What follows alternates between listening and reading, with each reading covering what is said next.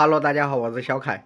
今天给大家看一下我前天修的一辆车，因为价格没有谈妥，车主让我给他粗糙的修一下。然后前天修完以后，他回到家里，他媳妇儿嫌太难看了，今天又过来加钱让我给他好好的修一下，给大家看一下。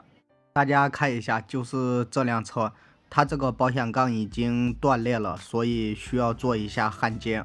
如果这样的保险杠在 4S 店基本上就是宣告报废了。其实这个保险杠的话，可以做一下焊接，然后刮腻子、喷油漆。这样的伤在我们这里也就150块钱，但是这个车主他只出50块钱，50块钱是肯定干不了的。然后这个车主说，就让我给他大概的焊一下，然后喷上一些油漆就行。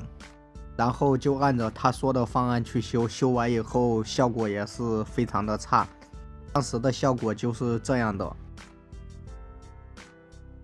可以说是相当的难看，还没有不修的时候好看呢。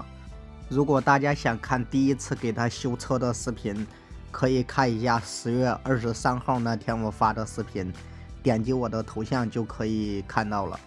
说实话，修出来的效果我自己都不想看，太恶心了。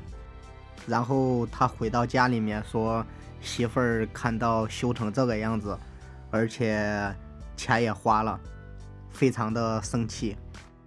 所以今天他又给我加了100块钱，说让我给他好好的修一下。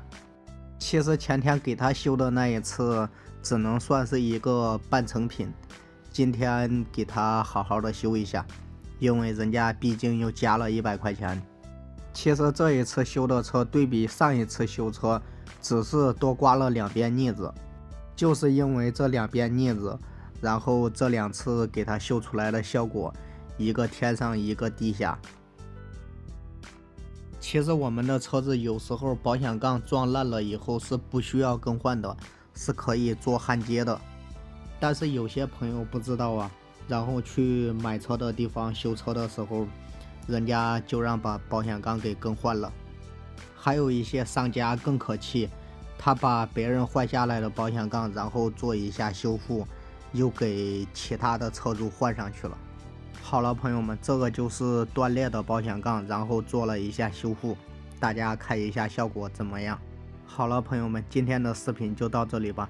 有喜欢小凯视频的，大家帮我点一下关注，谢谢大家。